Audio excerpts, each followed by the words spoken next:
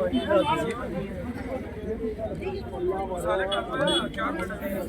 एक गल आखी छोड़ना है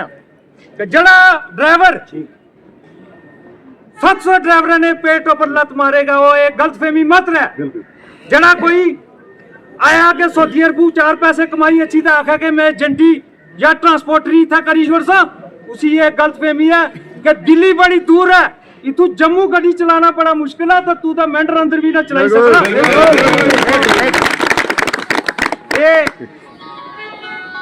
यूनियन भी चलेगा कम, प्रेसिडेंट ने सिस्टम भी चलेगा। अगर कोई कुछ एजेंट भी करना, गलती करना, अगर ज्यादती करना, आज बैठे ने हेडक्वार्टर अंदर, हेडक्वार्टर दफ्तर ही बैठे ने, तुम दसो मुन्ना और ये जुम्बार लोग इन सारे आसा ने आरिफ साहब इन्हें की दसो के भाई फलाना जड़ा है एजेंट मारना ज्यादती करना। आसा की मिसाल दी है कि इतना पर आया आसा ने नीनूआ, वो सिर्फ इस वजह थी आधे थी ज्यादा ट्रैफिक ना कम हो कर रहा, इस वजह थी रखे ना बीमार बंदा है गड्डी चलाना, अगर शामी 200 रुपया अपनी दवाई, 100 रुपए दवाई खर्ची, 100 रुपया बच्चे आस्ते अपने आस्ते राशन भी खर्ची, इसना क्या कसूर है। इस वजह थी सारे तुम साथियों तुसा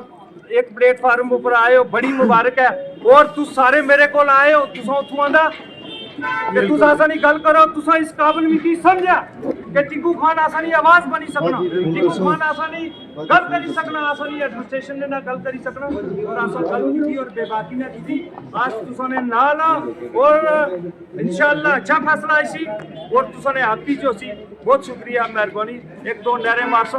तुसा पूरी ताकत ने आवाज आजाद हिंदुस्तान जिंदाबाद, आजाद हिंदुस्तान जिंदाबाद, ट्रांसपोर्ट यूनियन जिंदाबाद, ट्रांसपोर्ट यूनियन जिंदाबाद, सरदार टिंकू खान साहब जिंदाबाद, टिंकू खान साहब जिंदाबाद। पूरे ट्रांसपोर्टर जो हैं, ड्राइवर साहिबान जो हैं, वो हमारे हम एसडीएम साहब को मिले, उसमें हमारा कफील खान साहब जो हमारे सुमा यूनियन के प्रेसिडेंट हैं, मुन्ना जट साहब, शहजाद जट साहब, और आरिफ खान साहब, और जाकिर मीर, और हैप्पी शाह साहब, हमारे यूथ के एक आइकन है मेंढर के, सारे हम मिले यहाँ ऊपर। एसडीएम साहब से बड़ी तफसील में बात हुई, हमने बताया कि हमारे जो ड्राइवर भाइयों के साथ ज्यादती हो रही है, कि ये बस स्टैंड आपने जो खाली किया है इस पर आपको गौर करना चाहिए, और चंद लोगों की वजह से जो 2-4 गुंडे नासर लोग हैं जो हाई कोर्ट तक पहुंचे और हमारे भाईचारे में खलल डालने की कोशिश कर रहे हैं, और हमारे ड्राइवरों के पेट पे चक्कू चला रहे हैं, और इन पे बुलडोजर चला रहे हैं कि इनका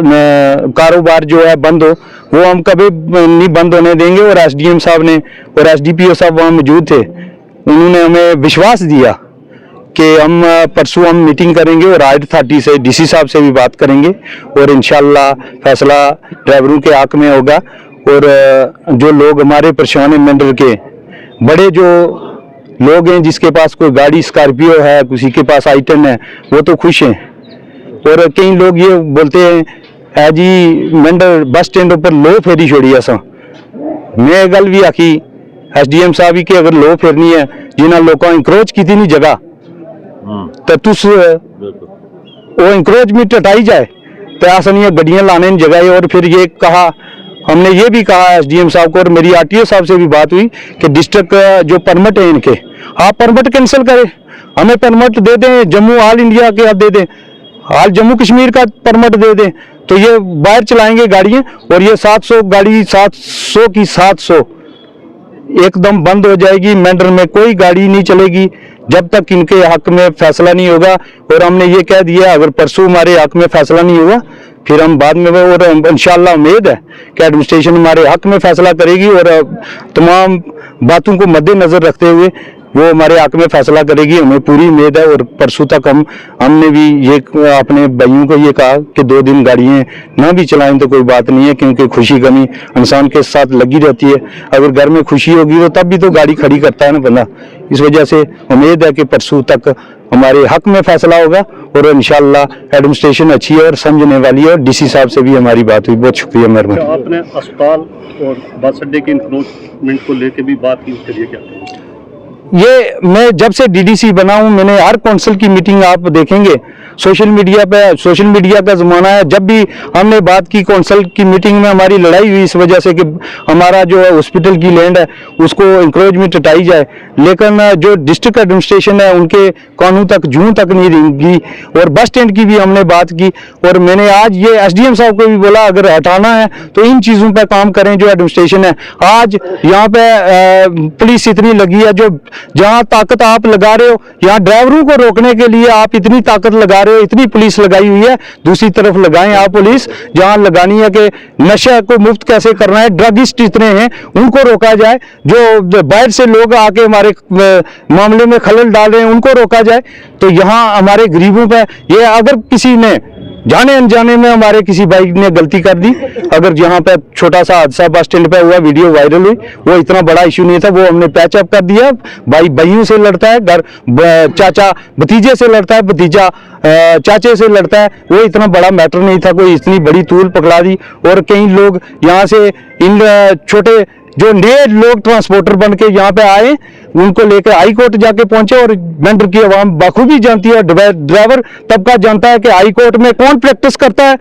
कौन लेके जाता है, किसने जाके वकील करके दिया, किसने ये ड्रामा किया, किसने डीसी साहब को फोन किया, ये सब हमें पता है और बहुत जल्दी हम बताएंगे भी इंशाल्लाह। 13 कनाल हमारा जो है हॉस्पिटल की लैंड है, तो 17 कनाल है, बस स्टैंड भी 13-14 कनाल है, इतने एग्जैक्ट मुझे नहीं पता ये, क्योंकि मेरे पास पूरा रिकॉर्ड मौजूद है, इतना है नहीं है अवेलेबल। और क्लॉक टावर जो हमने बनाया,